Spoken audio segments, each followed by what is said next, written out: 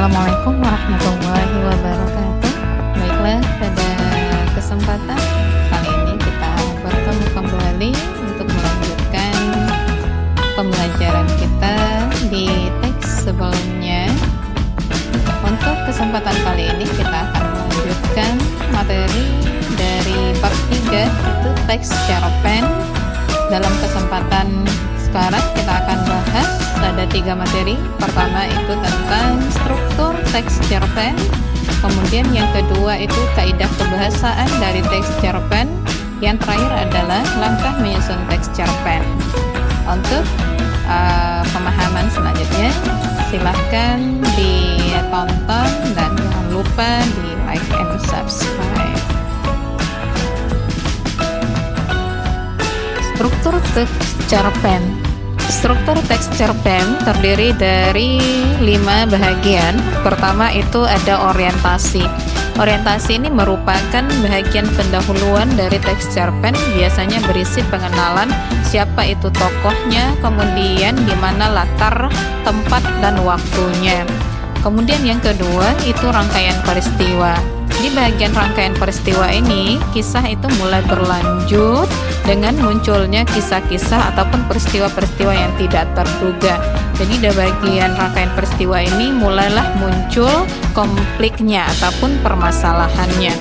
Kemudian yang ketiga itu adalah komplikasi, atau dia bagian permasalahan yang sudah dimulai tadi pada bagian rangkaian peristiwa.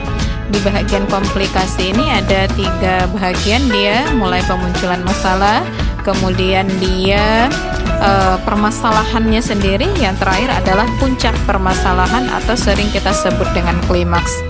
Yang ketiga itu adalah resolusi. Resolusi ini adalah cara pengarang atau bagaimana seorang pengarang memberikan solusi dari masalah yang sudah dihadapi pada bagian konflik. Yang terakhir adalah koda. Koda ini adalah pesan yang dapat kita ambil dari cerita. Kaidah kebahasaan teks cerpen. Kaidah kebahasaan teks cerpen itu ada 9 poin secara umum.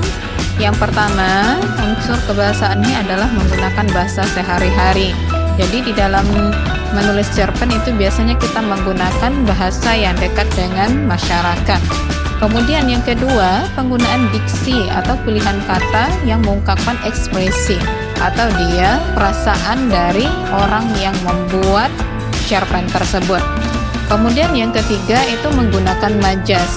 Majas ataupun gaya bahasa ini memiliki peran yang luar biasa di dalam cerita, karena biasanya jika kita menggunakan bahasa yang bagus ataupun dia bahasa yang menarik, maka pembaca juga akan tertarik untuk membaca sebuah tulisan. Kemudian yang keempat itu menggunakan kalimat narasi ataupun dia berupa cerita, kemudian deskripsi, gambaran, yang terakhir itu biasanya ada dialog di dalam sebuah cerpen. Unsur kebahasaan yang kelima itu adalah menggunakan kata adjektiva atau sering kita sebut dengan kata sifat. Kata sifat seperti kata marah, jengkel, kecewa, gembira, dan lain sebagainya. Yang keenam, menggunakan kalimat langsung dan tidak langsung. Kalimat langsung biasanya kita temui di dalam sebuah cerita itu dengan penanda adanya tanda petik.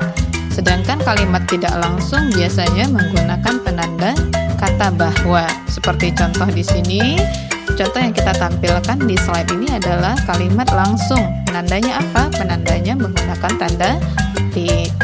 Yang ketujuh itu menggunakan kalimat retoris atau kalimat yang tidak memerlukan kalimat pertanyaan, yang dia tidak perlu memerlukan jawaban. Jadi tanpa kita jawab dia sudah langsung mengetahui jawaban dari kita yang bertanya. Yang kedelapan, menggunakan kata adverbia atau sering kita sebut dengan keterangan. Keterangan di dalam cerpen ini sangat banyak. Biasanya kita temui itu ada keterangan tempat, kemudian yang kedua ada keterangan waktu, yang ketiga ada keterangan suasana, yang keempat itu keterangan cara, yang kelima keterangan alat, dan yang terakhir adalah keterangan tujuan. Yang kesembilan, untuk unsur kebahasannya adalah menggunakan kata konotasi dan denotasi. Konotasi ini adalah makna kata yang tidak sebenarnya atau dia sering kita sebut dengan makna kiasan.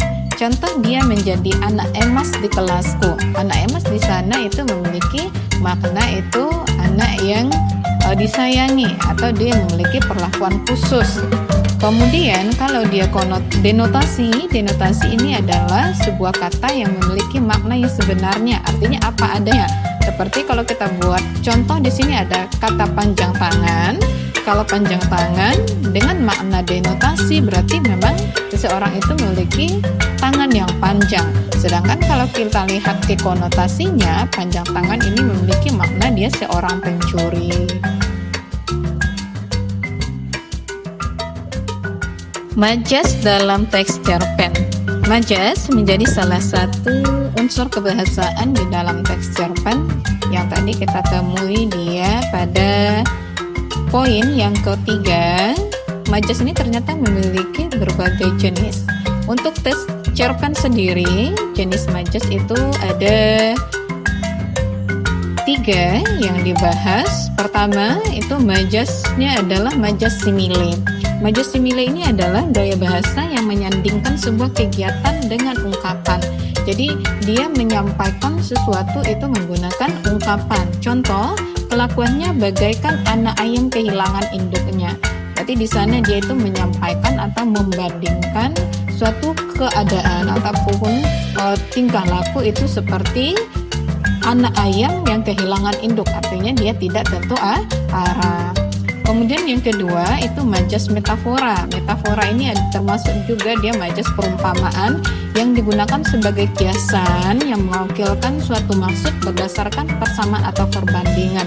Jadi dia berupa ungkapan juga. Contoh, pegawai tersebut merupakan tangan kanan dari komisaris perusahaan tersebut. Jadi makna tangan kanan di sana itu adalah orang kepercayaan. Yang ketiga, majas personifikasi. Majas personifikasi ini merupakan majas yang sering kita temui di dalam tulisan, apalagi cerpen. Personifikasi ini sendiri memiliki makna gaya bahasa yang mengumpamakan seolah-olah benda mati itu memiliki sifat seperti manusia atau dia melakukan kegiatan seperti manusia. Contoh, pena menari-nari di atas kertas. Kita mengetahui pena itu yang menari-nari di sana bukan penanya, tetapi dia menari karena ada gerakan tangan. Dan menari-nari itu sendiri sifat dari manusia, tetapi di dalam kalimatnya diumpamakan kepada pena. Kemudian contoh lain, bola berlari di lapangan. Yang berlari di sana itu bukan bolanya, tetapi karena adanya gerakan dari manusia sehingga bola itu dia seperti diumpamakan berlari. Sedangkan berlari itu sendiri sifat manusia, jadi dia mengumpamakan benda mati itu seolah-olah bersifat seperti manusia. Pembahasan kita terakhir untuk kesempatan sekarang itu adalah langkah menyusun teks cerpen. Bagaimana sih cara mudah kita untuk menyusun ataupun menulis cerpen itu?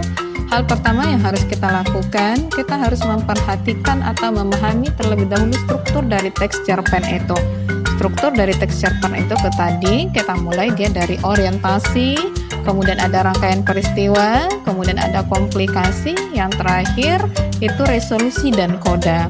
Sesudah kita pahami, baru kita mulai dengan menyusun. Yang pertama ketika menyusun kita lakukan adalah tentukan tema atau dia pokok yang kita bahas itu tentang apa. Apakah persahabatan, atau dia kesetiaan kawanan, atau dia keluarga.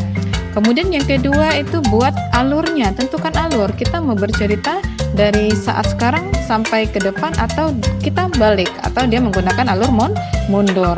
Yang ketiga, munculkanlah tokohnya. Apakah tokoh ini memiliki karakter yang protagonis atau dia antagonis, atau kita munculkan seorang tokoh dengan karakter pritagonis atau penengah jika terjadi konflik antara prota dengan antagonis.